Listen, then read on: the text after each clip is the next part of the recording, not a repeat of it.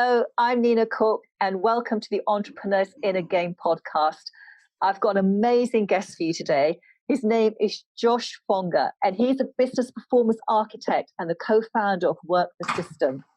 He's an international business consultant, a coach, and a speaker.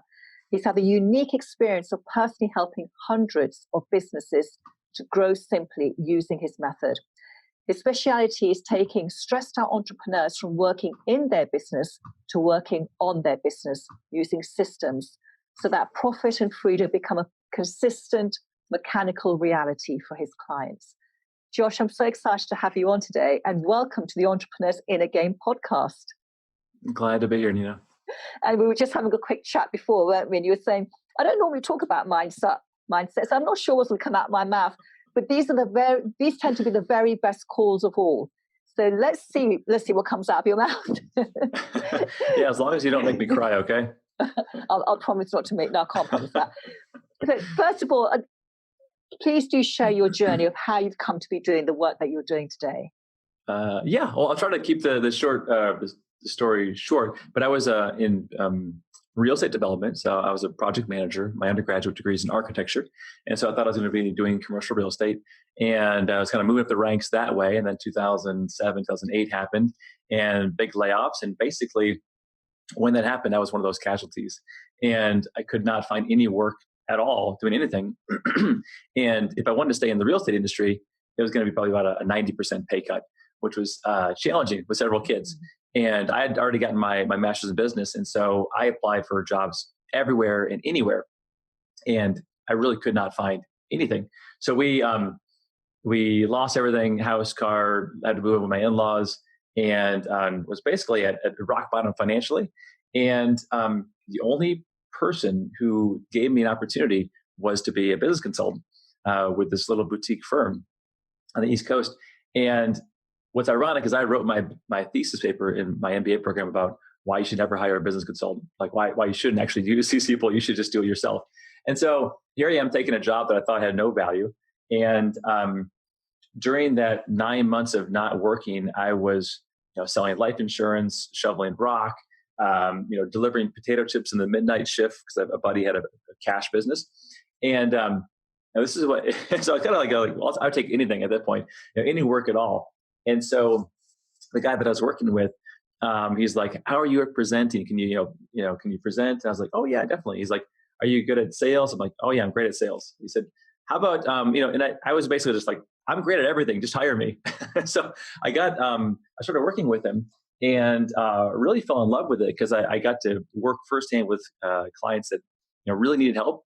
And I was their go-to guy in the flooring industry.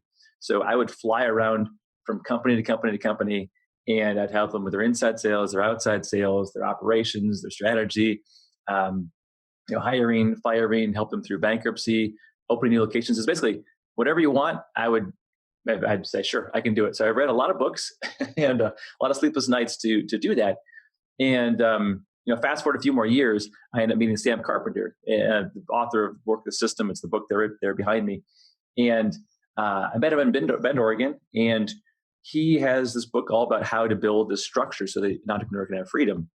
And what I was noticing with my clients is that I would help them overcome a certain hurdle, whether it was hiring or building a budget or financial forecast, but then it wouldn't stick, right? So we would do it, and then I'd follow up with them 6 months later, a year later, and nothing would stick. They'd be back to what they were doing before. And I realized I had to do something different if I really wanted to get great results, which was to actually build the structure so that the improvements lasted and got better. And that's why I really knew I wanted to partner with Sam Carpenter on his methodology, because I knew if I added that to my consulting, I'd have great success. And so first I was a contractor with him, then an employee, then a partner, then a majority share, then I bought him out recently. And so we've kind of just gone through this relationship where so now I'm running the company, but it just started off as me and him at a coffee shop. Wow, that's a really big growth spurt there for you in terms of starting off as you're using a system to actually owning and running the company. Yeah, well, it's 8 years, so we kind of took step by step. He's been a great partner, a great friend. We still talk all the time. We're actually working on the new edition of the book. His book's been out for 10 years. And we're just taking all of our case studies, all of our clients, and sharing their stories in the newest edition, just so people can see that regular people can transform their lives if they're willing to take the steps. And just for those of you who are not familiar with the book, Work the System, it's all about Sam's life, where he was working 100-hour work weeks, living at his business, sleeping there, and about to have a nervous breakdown.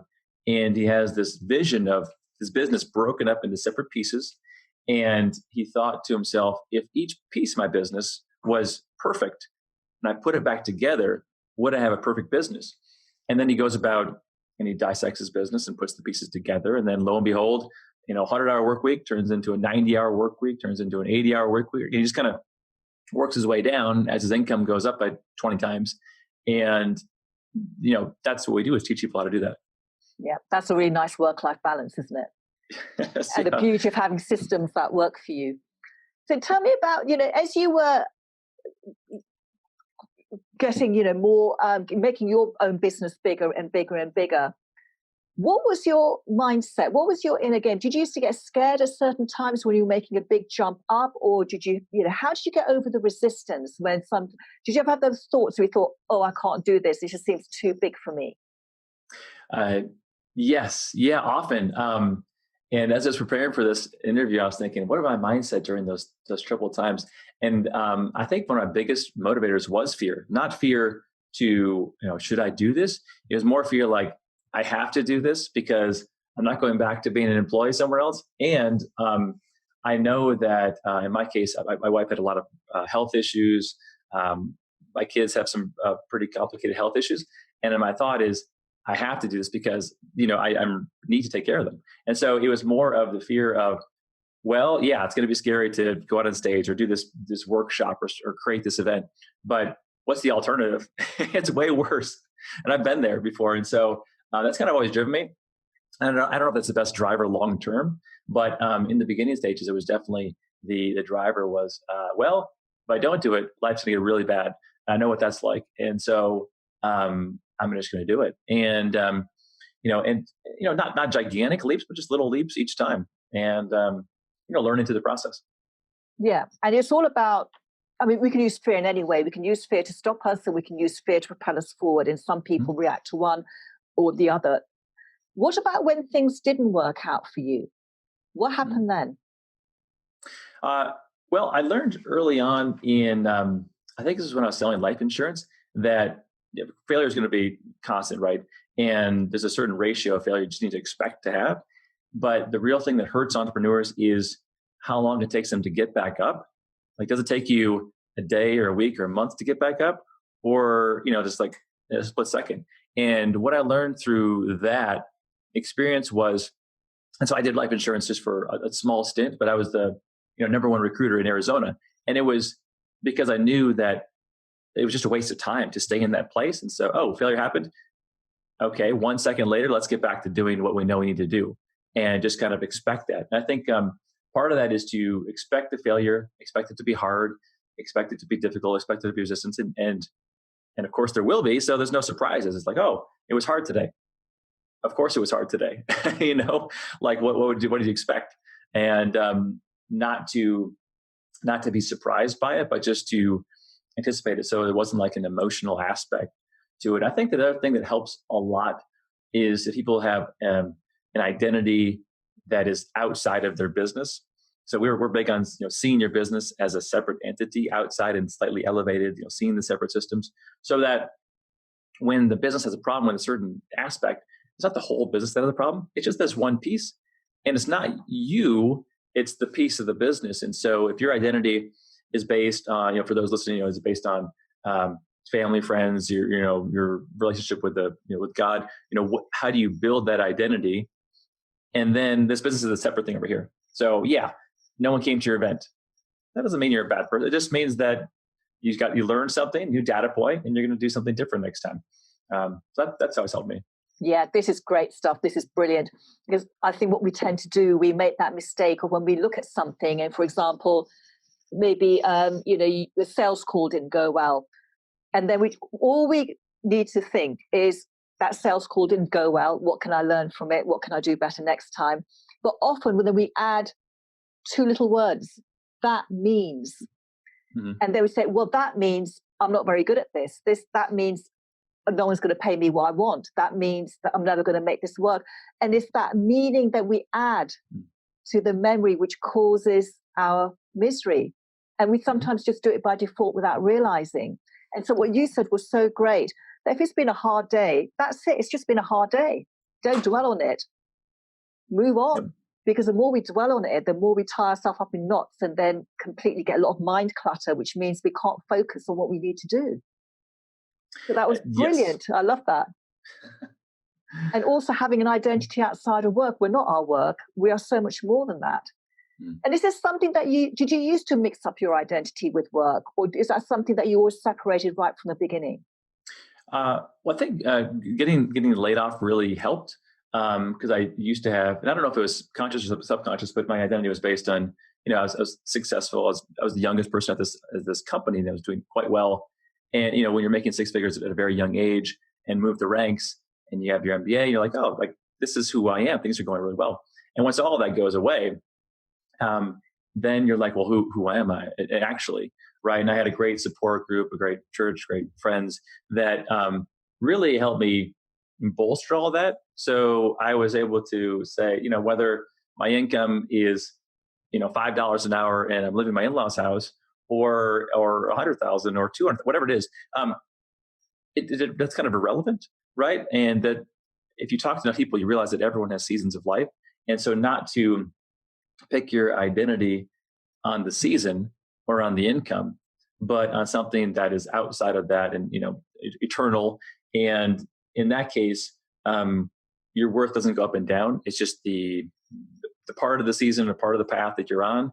And I like to think of, not to go too deep into religion or philosophy, but I like to think of the things that you're going through as refining fire. And sometimes the fire is hot, sometimes the fire is not so hot, but it's all refinement and it's good. And you need to understand what is being done for you, what is doing to test you, what is doing to grow you, what is going to mature you. And none of those things can happen without that heat, without that fire. So not to despise it or to hate it, but to walk through it confidently knowing this was prearranged, like my kids, my wife, where I'm living, this is I have total free will, but the things were also sovereignly put in place for me to walk through, and it's designed, curated right for me. And so I'm going to have the right time, money, resources, energy, friends. Like I'm going to have exactly what I need today or in this moment to be successful. It might not be what I think is successful, but actually I'm not without the resources that I need to be successful today. And so I think that's been really empowering to me. And whenever I feel like, gosh, I didn't get done what I thought I should get done today, maybe it's because I screwed up the day. I was a bad steward. But maybe it's just because my anticipation and expectation for that day was incorrect. Like I had this as the goal, but really this was actually supposed to happen. And so be confident that if you play your day right, you can always have a successful day. But you have to kind of have alignment. Yeah. It's really like seeing the big picture, isn't it? Rather than just seeing the minutiae of your life and basing something that goes wrong and extrapolating it to the rest of your life and think, well, nothing goes right for me.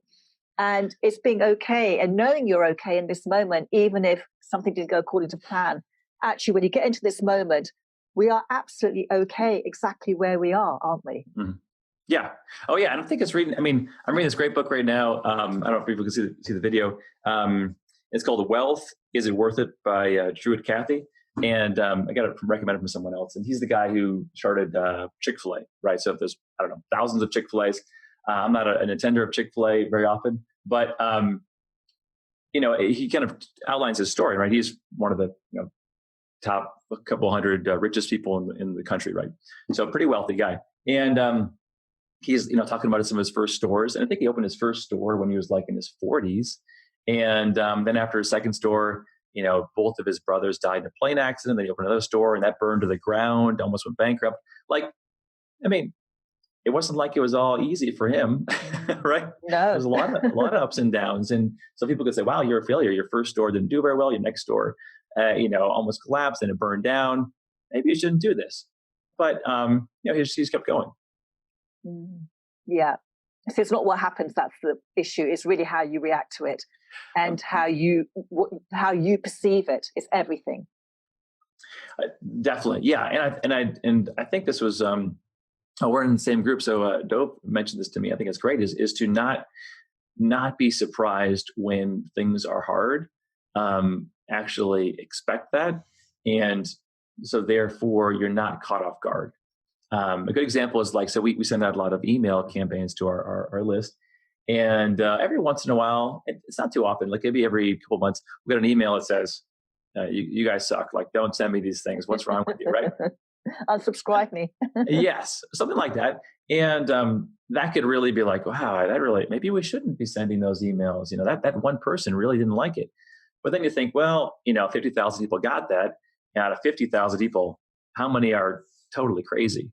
I don't know, 1%. That's right.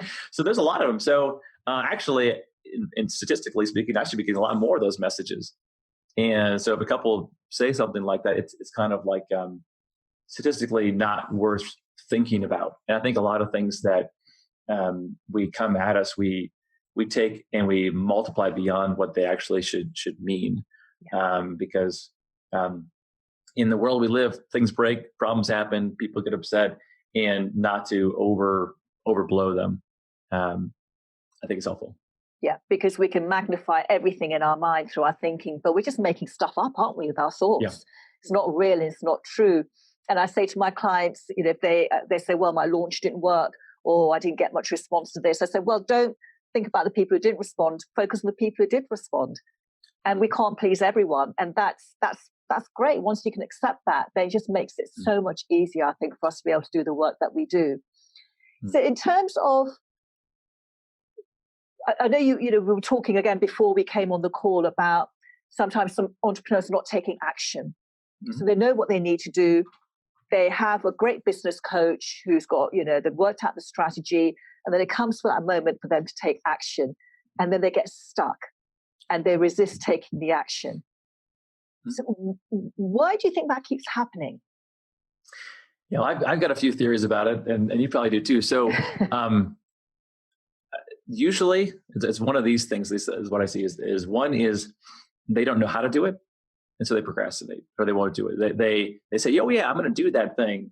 I'm going to make that sales call. But since they don't know how to do it, they just never do, and they don't really realize they don't know how to do it. So that'd be one thing. The other thing is they underestimate how long it will take. And so they'll say, oh yeah, I'm going to do that launch. And they always set aside a half hour to do it. And it's actually, that's going to take you about 30 hours to do that. So the reason why you never start is because in your mind, it's a task, but in reality, it's a project. And so I help people understand, I had one guy who wanted me to document one of his procedures, which was his bidding procedure. It turned out his bidding procedure was actually a host of 100 different procedures, because it was a company that fixes nuclear power plants. And in his mind, he said, I can never figure this out. And it's because he thought it was just a quick little task. It was not. It was really, really complicated. I think that people, they think that they misinterpret projects as tasks, and that really kills them. And then the third reason that I see often is that they don't do things is because they just don't like to do them. And so oftentimes we say, hey, the reason why you're not doing cold calling, even though you know it's going to work, for example, is because you just really hate doing it.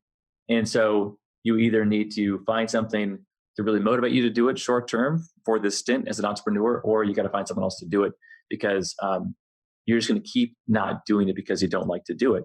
And that is I think you just have to acknowledge those realities. I think a lot of people, they put it off, and they don't realize it's one of those buckets. There's probably some mindset buckets I'm missing too, but those are the ones I see the most often. Yeah, and it's interesting you brought up sales, because that's a big area of fears, isn't it? It really brings up the fears. With things that can be hiding deep down suddenly come up to the fore when you think about making a sales call, and because it's fear of rejection, and what if I don't get on with them, and what if they take control of the call, and all of those things that come up suddenly for you. So this is all, but being an entrepreneur is just roller coaster. We have our ups, we have our downs, and somehow it's learning how to manage them so that they don't stop us dead and stop us from moving forward. What's your if you were to share one mindset tip that's really helped you in terms of your thinking, what would that be? What's been the one thing that's really got you through those tough times and kept you going?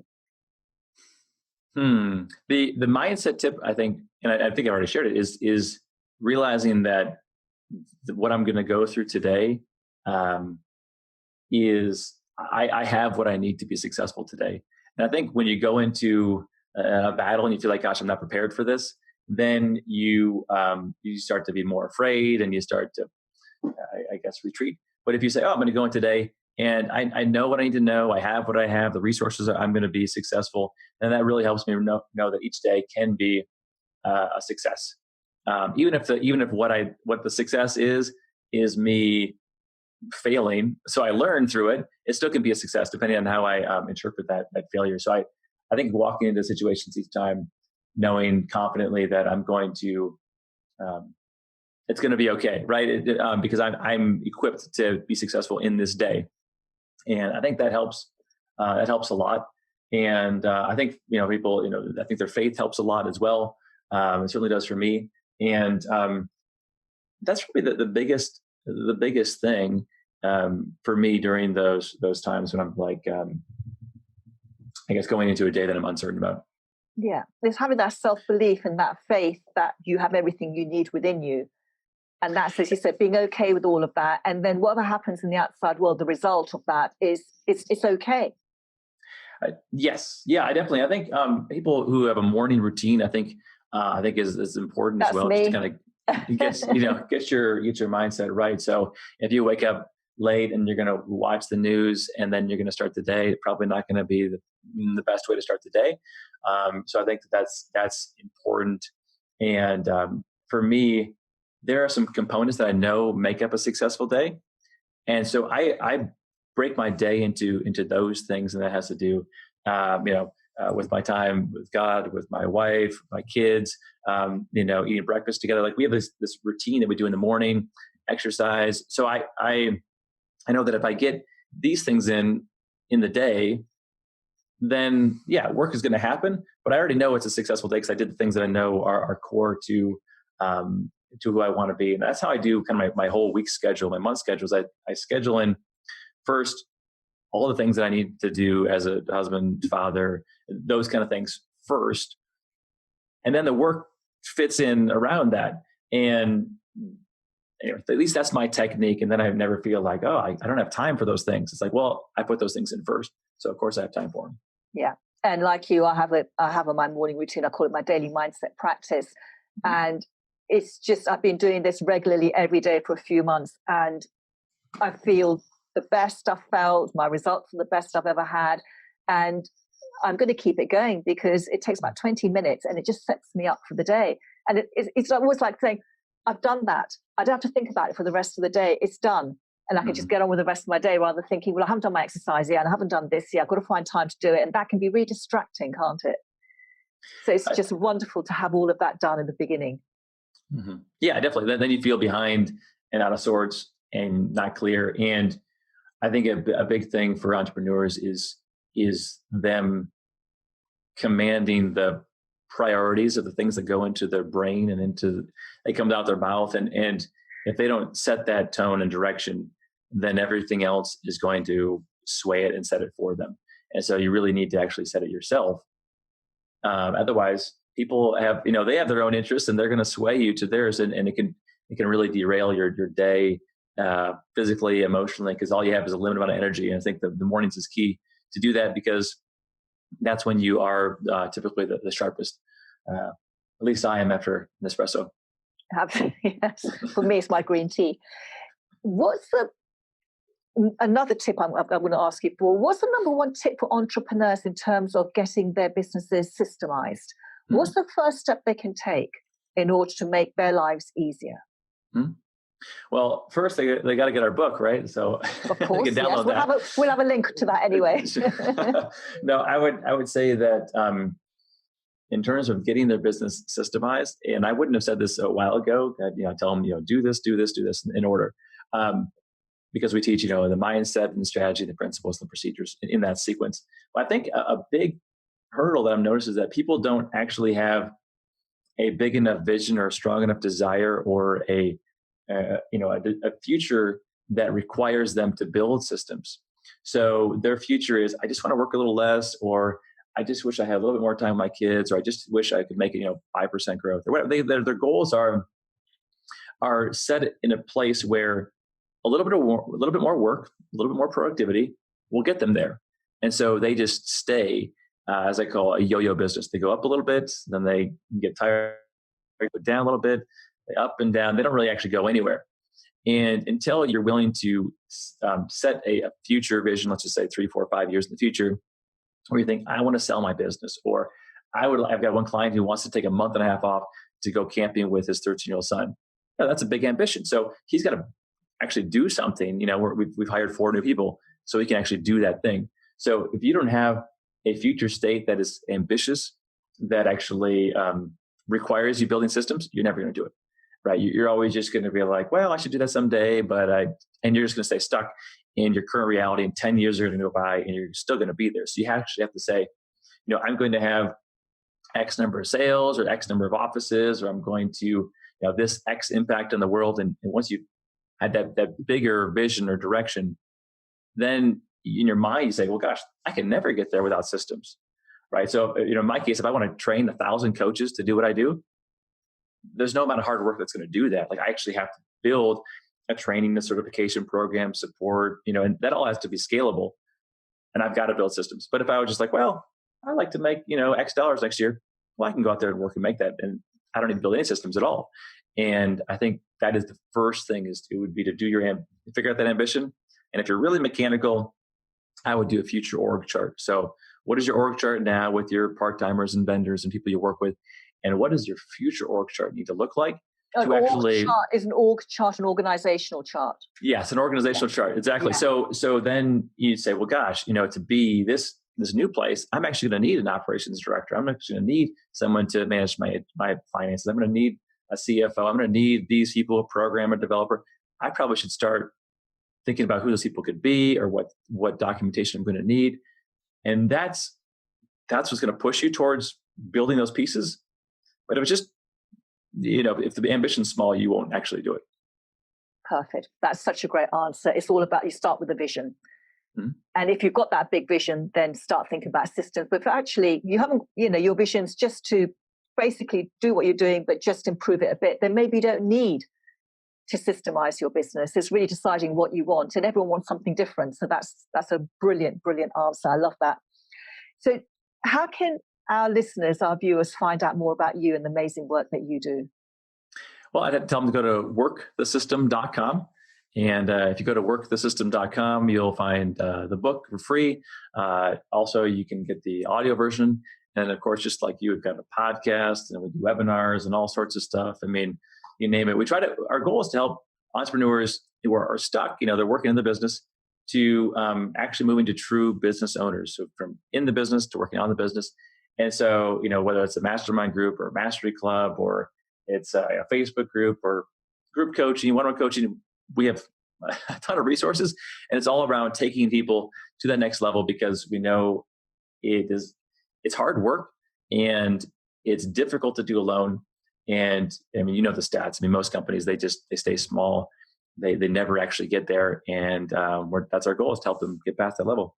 Fantastic. I love your mission. And I would recommend everyone to go along and pick up that free book, listen to the audio. And it seems you've got a ton of free stuff on your website as well. And check it out. I'm implementing systems now, and I know it's helping me so much. It's just having that confidence that things are in place, so they don't slip through the net. I don't have to be catching everything, or when someone on my team doesn't have to be catching everything. And it's making a huge difference in freeing up my time so I can work more on my business. So I would highly recommend you go and check out Josh's stuff. Thank you so much for being here. And for someone who doesn't normally do interviews about mindset, you just shared some absolute gems. So thank you so much. Well, good. I enjoyed it. This was fun, and helps me kind of clarify my thinking. As you're giving me these ideas, I'm taking some notes. I'm like, oh, that's a good one. Good. And thank you everyone who's been listening and watching. See you again soon. Bye-bye for now.